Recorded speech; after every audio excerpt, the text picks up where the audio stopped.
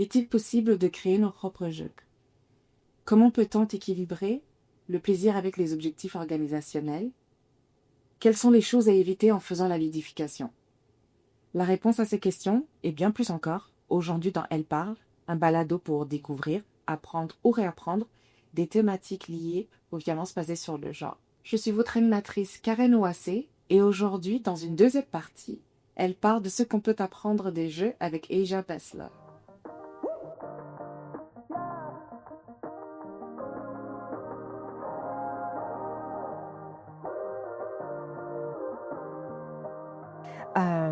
Est-ce que donc tu peux nous expliquer concrètement comment on met en avant, on met la ludification en pratique?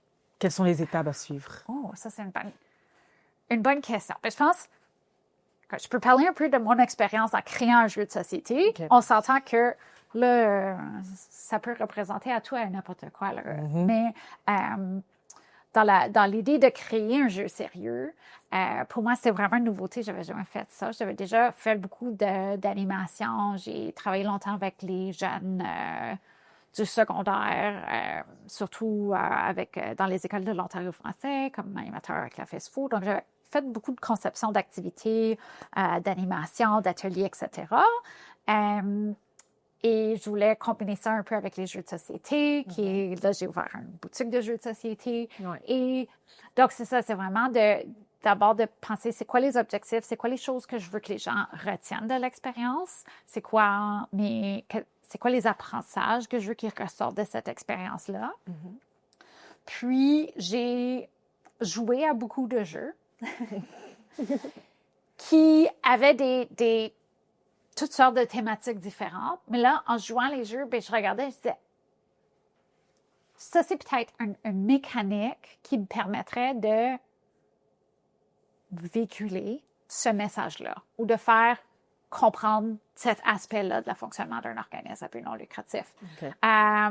C'est ça, j'ai un peu comme mélangé des éléments de différents jeux que j'ai joués pour dire, OK, je pense que ça, c'est cet élément-là, ce jeu-là, c'est un jeu coopératif, puis je pense que c'est vraiment important d'incorporer cet élément coopératif-là parce que quand on est dans un organisme, on est tous là pour notre mission puis le travail collectif. Donc, ça faisait pas de sens pour moi d'avoir un jeu même de compétition entre organismes. Je pense pas que c'est une mentalité qui représente nécessairement réellement notre fonctionnement ou qu'on voudrait qu'il représente notre fonctionnement. Donc, je pense que pour moi, c'était vraiment important que ça soit un jeu coopératif où c'est ça, tu es en train de jouer pour faire avancer ta mission d'organisme, puis c'est collectivement que vous allez l'atteindre. Puis c'est en utilisant les forces, les différentes forces des différentes personnes autour de la table, puis que les joueurs ont chacun différentes forces selon leur rôle qui leur permettent de faire avancer cette mission de différentes façons. Donc, c'est ça, je voulais voir. Donc, c'est ça, en testant les mécaniques, c'était voir, OK, bien, comment est-ce que je peux lier, comment est-ce que ça devient un outil pour faire comprendre un concept ou un mécanique, une idée ou quelque chose du fonctionnement d'un organisme. Puis, on a créé un prototype. Et le premier prototype, c'était pas des morceaux de carton que j'ai découpés, feuilles blanches, tu sais, comme j'ai vraiment, comme les premières versions du prototype, c'était très fait à la main. Puis on l'a testé avec des adultes, je l'ai testé avec des collègues, des membres de la famille. On a ensuite peaufiné un petit peu, je l'ai testé avec des adolescents parce que c'était mon public cible. Donc là, je suis allée faire. Je voulais quelque chose qui pouvait s'appliquer aux adultes et aux jeunes. Je pense que ça marche pour les deux, mais je voulais surtout m'assurer que ça marchait pour des jeunes. On l'a testé avec une vingtaine de jeunes et on a pris en note toutes sortes de notes de commentaires de qu'est-ce qu'ils aimaient dans le jeu, qu'est-ce qu'ils n'aimaient pas. Puis des fois, c'est des commentaires, mais c'est drôle, mais une des choses comme pour les jetons du jeu, j'avais utilisé comme des poker chips parce que j'en avais qui traînaient, puis j'ai mis des collants pour représenter les différents types de ressources. Mais c'était vraiment juste une mesure temporaire parce que ça, c'est ce que j'avais autour de la maison. Mais finalement, quand on faisait les prototypes, puis on est allé chercher, puis on est allé sonder les jeunes, bien, une des choses qu'ils m'ont dit, c'est en fait, que l'expérience tactile de bouger les ressources qui étaient les poker chips et les piles, que c'était vraiment satisfaisant de façon tactile de bouger ces ressources-là de cette façon-là, puis que c'était un élément à garder. OK. Donc, ça aussi, c'est des fois quand on va tester, quand on va sonder les gens, quand on va écouter les gens, des fois, c'est ça, les choses vont nous surprendre ou c'est pas des choses comme il y a des fois des choses positives qui n'étaient pas intentionnées ou des fois, c'est des négatifs qui n'étaient pas non plus ton intention. Donc là, on a peaufiné. J'ai aussi, je me suis pratiquée à, tu sais, écrire les règles du jeu. Puis là, de voir, est-ce que le jeu fonctionne si je suis pas là pour l'expliquer? Ah. Parce que aussi, c'est quelque chose qui est très clair dans ma tête, mais si on veut qu'un outil puisse exister sans qu'on soit attaché à l'outil, mais ça aussi, c'est intéressant de tester le jeu avec différentes personnes. Là, je dis, OK, si tu as juste les règles écrites, je ne dirai rien, je vais juste observer, puis je vais voir comment est-ce que tu apprends ou comment tu interprètes les règlements, puis qu'est-ce qui est clair, qu'est-ce qui n'est pas clair, puis il y a des choses qui étaient dans ma tête très claires, mais finalement, quand les gens ont essayé de jouer sans que je leur explique, c'est comme, OK, non, ça, j'ai besoin de mettre plus d'emphase ou tout ça, là, ça, je pense, c'est vraiment comme j'encouragerais les gens, justement, d'utiliser une approche de design thinking et de voir, OK, comme, crée ton prototype, teste, reteste, teste avec différents types de personnes, teste avec des gens qui ont de l'expérience avec des jeux, mais teste aussi avec des gens qui sont peut-être moins habitués. C'est ça. Et surtout les genres de personnes avec qui tu conçois cet outil-là. Oui, j'allais dire, le public cible. Oui, c'est qui ton public cible? Assure-toi de tester avec eux, puis d'être à l'écoute des rétroactions que ces personnes ont, puis je pense de rester... on va dire humble là, en face à ces rétroactions-là parce que, tu sais, des fois, les rétroactions, ben là, t'es comme, ben c'est écrit dans les règles ou c'est évident, mais si les gens te disent que c'est pas évident ou s'ils ont mal compris, ça veut dire que c'est ça veut dire que t'as ton quand même un petit travail à faire ou comme peut-être la façon que tu l'as expliqué n'était pas la meilleure façon pour toutes ou peut-être tu as besoin de l'expliquer de deux façons parce qu'il y a deux types de façons que ça pourrait être interprété. Tu sais. Je pense que c'est de rester comme ouvert à ces rétroactions-là. Puis, moi, ensuite, quand on avait vraiment finalisé le prototype, j'ai travaillé avec une artiste visuelle qu'on avait embauché, une artiste franco-ontarienne, qui a fait toute une série de vraiment belles illustrations pour le jeu. Puis je pense que les illustrations, ça vient ajouter toute une dimension à l'expérience. C'est quelque chose de comme, c'est le fun, c'est coloré, c'est vivant, c'est dynamique, mais avant d'avoir les illustrations, il fallait s'assurer que tout le restant du jeu fonctionnait et était fun à jouer sans les illustrations. Okay. Donc là, ça aussi, des fois, ça peut être facile de penser de quoi ça va avoir de l'air, mais comme là, si tu mets toute ton attention là-dedans, il faut aussi que tu t'assures que ça fonctionne puis que ça fait du sens comme ça. Puis je pense, pour n'importe qui est en train de concevoir des outils d'apprentissage qui sont des jeux, ben c'est de voir que comme peut-être comme ça a besoin au départ certainement d'être un outil vivant que tu adaptes, que tu transformes et qui peut évoluer avec ces différents tests et apprentissages. Puis et peut-être devenir... Est-ce que c'est un jeu qui est disponible oui. dans ton studio? Oui, donc on peut l'acheter en ligne ou dans le magasin. Puis on est en fait en train de faire un design d'un atelier d'une demi-journée ou une plate journée scolaire qui pourrait entourer aussi le jeu pour justement le faciliter comme l'engagement et le rôle que les jeunes occupent dans la place des organismes non lucratifs. Donc là, c'est de voir aussi comment est-ce que là, on prend un jeu qui existe déjà puis on crée plus une expérience d'apprentissage au-delà de juste l'expérience de jouer le jeu. OK. Et justement, toi qui t'es lancé dans la réalisation de jeux de société comme Zouvernance, comment tu t'assures de ne pas voler ou comment les gens peuvent s'assurer de ne pas voler des mécaniques de jeux qui existent déjà? Puis je pense que ce que je te dirais, c'est que tu peux voler des mécaniques de jeu, mais je pense que c'est la combinaison des mécaniques qui peut être en soi originale.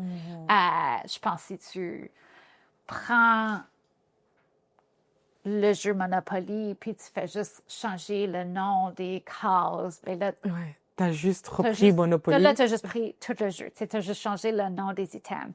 Je pense, ce que j'inviterais les gens à faire, c'est de, en fait, comme tester différents jeux. Puis de voir quelles combinaisons de différents éléments de jeu peuvent être mélangés ensemble dans quelque chose qui est unique et qui correspond le mieux à ton intention de jeu.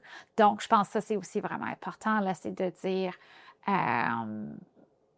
c'est quoi le lien entre les mécaniques puis l'apprentissage ou la leçon que tu veux transmettre.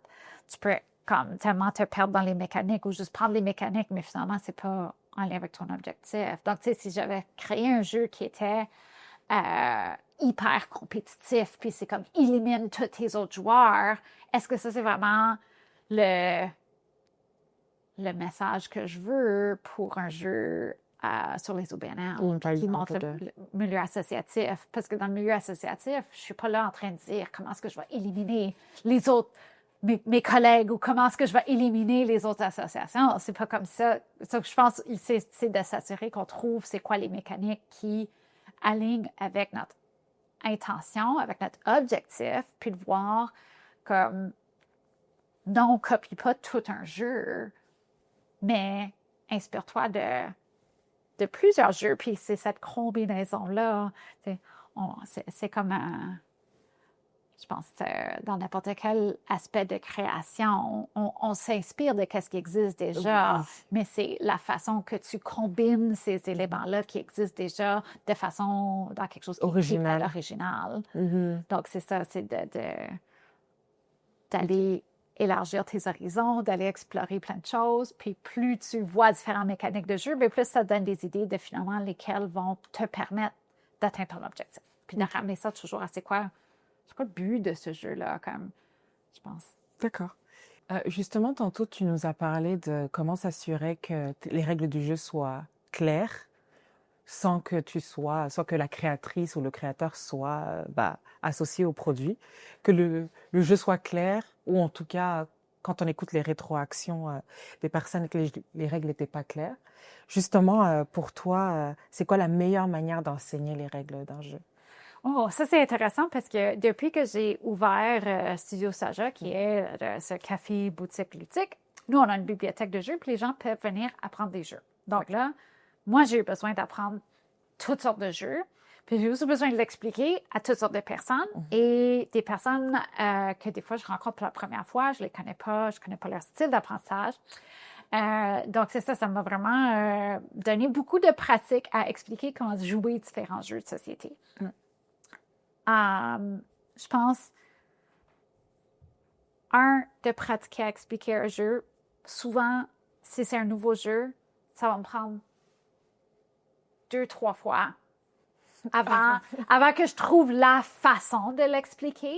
Donc, je pense que si tu veux montrer un jeu à quelqu'un, assure-toi d'être familier avec le jeu toi-même d'avance, parce que je pense que si c'est la première fois, tu vas oublier quelque chose, ça va être un peu naturel, tu vas comme expliquer quelque chose tout croche. Là. Moi, je te dirais, comme si tu as l'intention de, justement, je sais pas, là, donner un atelier puis tu veux incorporer un jeu, mais pratique-toi avec un membre de ta famille, avec un collègue, etc., pour justement créer cette habitude-là ou de voir comme qu'est-ce que tu as oublié d'expliquer ou qu'est-ce que tu as expliqué de façon tout croche. Puis que finalement, quand tu l'as joué, finalement, tu as rendu compte que tu avais mal expliqué quelque chose, puis tu as besoin de le retravailler. Puis je pensais aussi de garder en tête qu'il n'y a pas nécessairement une façon universelle. Il y a des personnes pour qui apprendre un jeu en lisant les règlements, c'est pénible, c'est désagréable. Ils veulent que quelqu'un leur explique. Ils veulent apprendre en jouant. C'est ce que j'allais dire. Il y en a parmi nous, on a besoin de jouer pour comprendre. D'autres personnes ont besoin de cet appui visuel, de ce contexte, de ce rappel, de pouvoir lire eux-mêmes les règlements. Donc, je pense aussi, comme animateur de jeu, c'est de juste garder en tête que c'est pas tout le monde qui apprend de la même façon, puis que si quelqu'un préfère lire les règlements écrits, c'est pas une attaque personnelle contre ta façon de l'expliquer, c'est de juste de t'adapter à différents styles d'apprentissage et de juste être à l'aise. Puis je pense, plus tu apprends tes jeux, plus tu vas voir qu'il y a des éléments qui se rapprochent ou des mécanismes des mécaniques de jeu qui reviennent d'un jeu à l'autre. Et ça devient de plus en plus facile à expliquer des jeux ou à trouver comment expliquer des jeux. Mais c'est vraiment une question juste C'est du cas par cas. pratique et d'habitude et de le faire. Mais c'est ça, je pense, si tu avais un jeu justement qui faisait partie d'un atelier ou que tu voulais amener au travail à tes collègues, etc., bien, pratique-toi à l'expliquer à, je sais pas, ton conjoint, ton voisin, une amie, quelque chose, avant que tu es dans un contexte où tu as plus de pression, parce que moi, la première fois que j'explique un jeu, c'est tout croche. Là. C'est certain que la première fois que j'essaie de l'expliquer, j'oublie 3 choses, puis là, je dis « Oh, puis une autre chose, il y a aussi ça. » C'est n'importe où. Ça, moi, ça me prend comme un 2-3 fois avant de trouver une façon vraiment plus cohérente, puis de savoir « OK, ça, c'est peut-être l'ordre dans lequel je devrais expliquer les choses ou une façon que je devrais l'expliquer pour que ça soit plus facile à comprendre Ouais. ou j'ai peut-être pas besoin de mettre autant d'attention sur ça tout de suite. Mais c'est certain que c'est pas... Il y a un art là, dans comment tu enseignes n'importe quel concept aussi. Ça vient avec je pense. l'expérience. Oui, ça vient avec l'expérience et la pratique. Puis je pense, là, c'est mon pauvre père que je vais utiliser comme exemple. Mais lui, il t'expliquera même pas comme le fonctionnement du jeu ou l'objectif du jeu. Puis il va tout de suite en train de te parler de stratégies, différentes stratégies que tu peux utiliser quand tu joues. Mais là, moi, je suis comme, oui, mais c'est quoi le but du jeu? Like, c'est quoi le jeu? Là? Parle-moi pas de comment différentes stratégies, puis pourquoi une stratégie est meilleure qu'une autre si je sais même pas c'est quoi le jeu. Mais en tout cas, ça, je pense que c'est ça aussi. C'est comme avec la force d'habitude, là, tu te rends compte peut-être, OK, ça c'est trop d'informations trop vite. Peut-être on va le faire en étapes parce que c'est ça aussi. Puis c'est aussi de connaître ton public. C'est pas tous les jeux qui sont pour tout le monde. Il y a des gens qui adorent des jeux de société qui prennent 5 heures de temps et que ça te prend 1 heure pour installer le jeu, puis que ton manuel, c'est un roman, comme c'est une brique de règles. Puis il y a des gens pour qui ils adorent ça. C'est un défi, c'est une structure, c'est une aventure, comme cette complexité leur permet d'avoir une expérience qui est immersive et c'est vraiment comme toute cette structure-là qui leur permet de, justement, comme vraiment faire partie du monde, de cet univers-là et de jouer. D'autres personnes pour qui que cette rigidité puis cette structure-là, elle est pas agréable. Elle est désagréable. Puis je pense que c'est ça aussi. Là, c'est pas tous les jeux qui sont pour tout le monde, puis ça, c'est correct. Et juste parce que toi, tu trouves un jeu vraiment agréable, veut pas dire que tout le monde dans ton entourage va l'aimer autant que toi. Puis ça, c'est correct. Ça, c'est aussi de connaître quels jeux sont les jeux qui vont... si tu veux créer de l'engagement ou tu veux créer de la collaboration, c'est de dire, qui sont les personnes que je veux engager, puis c'est quel type de jeux qui vont les motiver ou les intéresser ou qui vont créer cet engagement-là. Puis je pense comme même chose, est-ce que c'est la compétition? Comme la compétition peut être un grand motivateur, justement. Là, on peut penser là, à comme différents, je sais pas, le pointage, puis selon comment tu avances dans le nombre de... Je sais pas, là j'invente des exemples, mais le nombre de barres de chocolat que tu as vendu parce que tu fais une collecte de fonds, puis là, tu as comme les différents... Tu sais, il y a des gens pour qui, comme pouvoir se comparer à quelque chose d'autre, que ce soit toi-même du passé ou tes collègues, c'est quelque chose qui te motive, qui te donne l'énergie, qui te donne envie de continuer. D'autres personnes pour qui la compétition, c'est comme un spotlight, c'est une pression, c'est te sentir comme tu es en train d'être jugé ou t'es insuffisant comparé aux autres, puis c'est quelque chose qui te... c'est pas ça qui va venir te chercher comme motivation. Donc, c'est ça. Les barres de progression, ça peut être quelque chose qui peut être comme vraiment motivant, mais ça peut être aussi... Vraiment de l'extrémité. Oui, c'est ça. Comme je pense que la compétition, c'est quelque chose que certaines personnes, c'est ça qui leur permet de jouer. C'est ça qui leur permet de rentrer dans ce mode de jeu-là. D'autres personnes, ben, c'est peut-être plus l'aspect de, justement, eux autres, c'est la créativité, c'est de pouvoir imaginer, c'est de pouvoir rêver, c'est de pouvoir créer des choses qui leur donnent cette envie ou cette motivation-là. Donc, je pense que c'est vraiment... Il y a de l'apprentissage à faire dans qui tu essaies d'engager, puis comment tu peux utiliser... Les jeux, c'est juste des outils qui permettent d'engager le monde, mais je pense qu'il faut que tu connaisses c'est qui tes personnes pour pouvoir savoir quel outil est bon pour quelle situation. Puis, il ne faut juste pas que l'outil devienne plus important que l'objectif que tu essaies d'atteindre avec l'outil aussi. OK. Et donc, justement, est-ce que tu as déjà eu des exemples de défis ou des problèmes qui sont liés à ludification que tu as toi-même expérimenté ou que tu as entendu parler aux autres? Oui, mais je pense... on peut penser à comme des barres des visualisations, je pense, de progrès ou de mesures. Ça peut être quelque chose de vraiment intéressant comme quand on parle d'objectifs collectifs, surtout dans un milieu professionnel, un milieu associatif.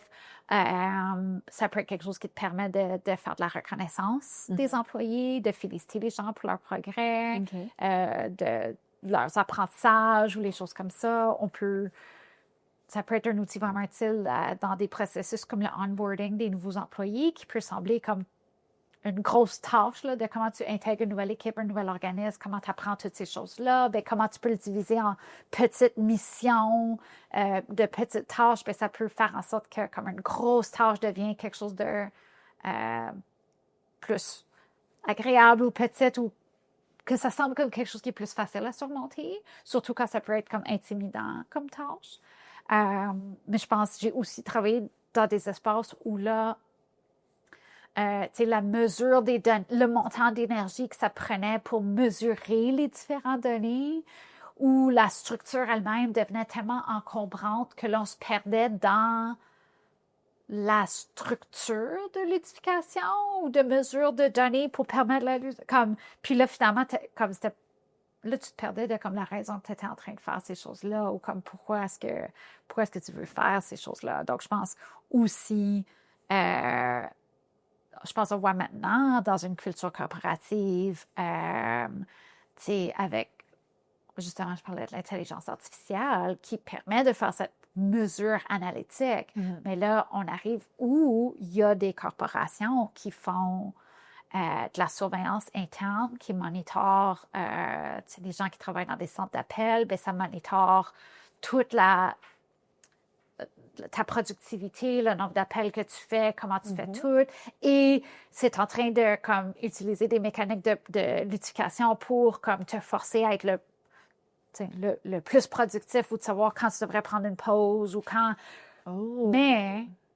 Là aussi, tu es comme en train de, je sais pas, là, c'est une approche qui peut être justement, qui s'éloigne du jeu, parce que là, on est vraiment dans productivité, atteinte de résultats, ignorer tes besoins personnels pour atteindre les objectifs ou comme, aller plus loin, plus productif tout le temps. Puis là, je pense qu'on est quasiment en train de traiter les personnes comme des machines. Oui. Et là, c'est comme de la manipulation digitale. Puis même dans tout ce qui est comme dans notre expérience dans les réseaux sociaux, de façon comme ça devient plus des outils de manipulation pour comme forcer des comportements qui sont pas naturels. So, c'est ça, là.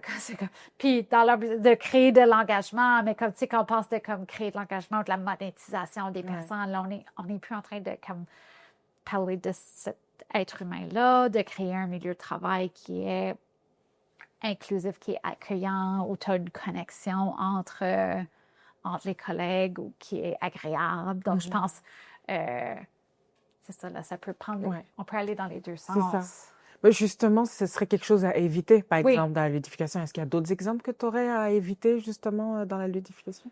Oui, mais je pense surtout dans la création de jeux sérieux. Ça, c'est des exemples où j'ai vu beaucoup de jeux sérieux qui étaient pas le fun. Mais comme si ton jeu est pas le fun, fais juste un PowerPoint. Comme tant qu'à y être, Fais un fais un PowerPoint. PowerPoint. On voit un courriel. Comme oui, mais c'est ça. C'est comme c'est pas comme j'adore les jeux. Peut-être pas tout est un jeu.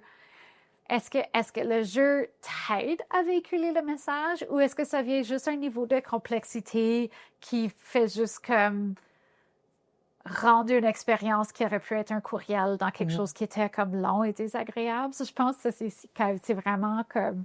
C'est-tu vraiment le fun? Est-ce que le jeu t'aidait à faciliter l'apprentissage de cette leçon-là ou est-ce que tu t'es juste rendu, puis là, les gens, comme là, il y a des règlements, puis il y a des points, puis il y a des...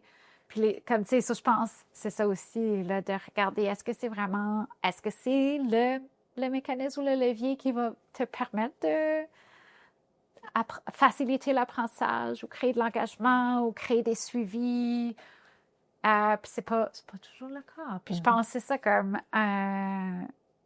le plaisir, c'est important parce que c'est ça qui te permet de sortir dans la créativité. Là. Si ton jeu est en train de créer plus de stress et d'anxiété que de plaisir, c'est peut-être pas un jeu. C'est pas bénéfique. C'était peut-être pas réellement un jeu. C'était peut-être plus complexe que ça avait besoin d'être. C'est sûr qu'il y a pas mal de choses qui reviennent dans ce que tu dis, mais faut pas oublier la finalité de la ludification dans la collaboration, que ce soit pour les OBNL ou dans la vie privée. Il ne faut pas oublier la raison pour laquelle on est en train d'essayer de l'instaurer. C'est ce que tu essaies d'expliquer. Oui. Et donc, qu'est-ce que tu dirais aux personnes qui pensent que c'est un gaspillage de temps ou le travail ne devrait pas être amusant? Je pense que c'est un outil parmi tant d'autres pour t'appuyer dans ta création d'une culture de travail. Puis, chaque culture de travail est différente, chaque gestionnaire est différente. Je pense que c'est important de comprendre c'est quoi.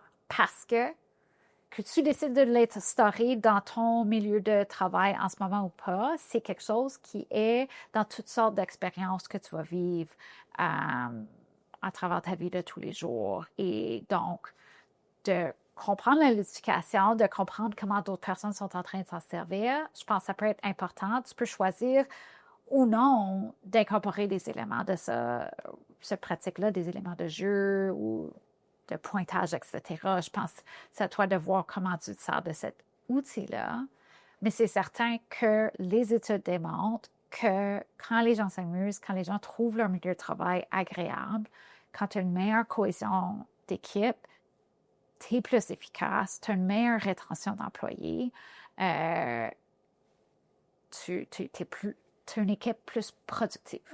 Donc, c'est certain que c'est un outil qui peut permettre d'avoir une meilleure productivité, une meilleure rétention d'employés. Là, à voir comment tu l'appliques, puis... Ouais. Non, mais de toute façon, c'est ce qu'on dit. Enfin, je ne sais pas si tu as déjà entendu parler, mais trouve-toi une passion, fais-en un métier et tu n'auras plus jamais à travailler de ta vie. C'est plus ou moins l'essence que tu essaies de décrire. Oui, ou juste, je pense que puis je veux dire, c'est pas nécessairement besoin de faire carrière dans le domaine de ta passion pour trouver un travail que tu fais valorisant, de trouver l'équipe motivante. Mais je pense, on le voit que les gens, quand ils ont des liens avec leurs collègues, ils sont plus présents, ils sont plus engagés dans leur milieu de travail. Donc, je pense que les jeux peuvent être un outil pour faciliter ces liens-là. Mais je pense aussi avec la pandémie, on a vu avec cette distance, le télétravail, que je pense qu'il y a peut-être des exemples de fun forcé là, qu'on avait dans les milieux de travail, d'essayer de forcer cette cohésion ou le plaisir quand les gens étaient soulagés, qui n'ont plus besoin de faire, je ne sais pas, là, le 5 à 7. Mais là, c'est comme, OK, ben, peut-être ton 5 à 7 n'était pas en train d'atteindre l'objectif que tu as. So, je pense qu'avec la pandémie, il y a moins de patience Et donc, Asia, est-ce que tu aurais des ressources à suggérer pour des personnes qui voudraient se lancer dans la ludification? Oh, ça, c'est une bonne question. Je pense que ça dépend un peu de son domaine. Si on est en santé mentale, par exemple, il y a de plus en plus de recherches, d'études sur comme l'utilisation des jeux de rôle comme outil d'intervention, l'utilisation du jeu.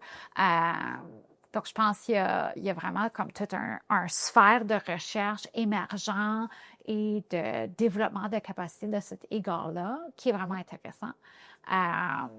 Si c'est dans la vie de tous les jours, puis je pense que ta meilleure solution, c'est en fait ton équipe. C'est quoi les choses que ils veulent faire pour augmenter le plaisir au travail.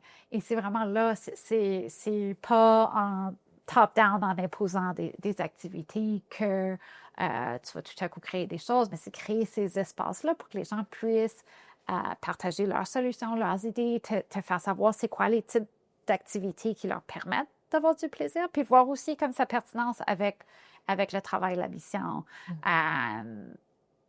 On peut regarder comme dans les éléments comme dans la ludification pure, le gamification, qui souvent on parle de points, de badges, de barres de progression, ces types d'éléments-là. Mais je pense qu'on peut voir comme est-ce qu'il y en a qui s'appliquent à mon milieu, est-ce qu'il y en a qui nous permettraient de valoriser les employés, de valoriser leur travail, peut-être de valoriser une appréciation entre eux. Est-ce que c'est peut-être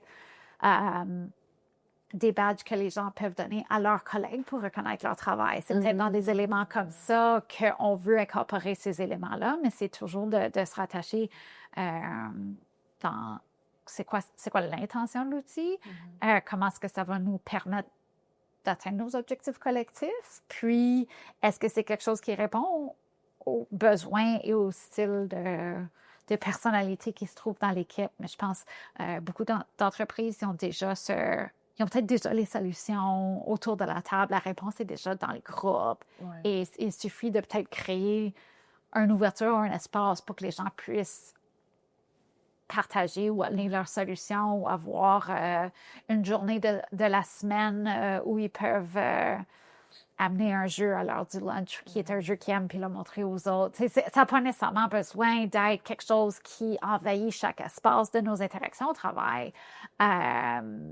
C'est pas nécessairement quelque chose qui doit être très coûteux à implémenter dans la vie de tous les jours, mais je pense que c'est juste de savoir que en renforçant les liens, en renforçant la collaboration, la communication et que les gens trouvent leur travail agréable, on augmente la productivité et le vouloir que les gens ont de faire partie de cette équipe-là ou de faire partie de ce travail-là.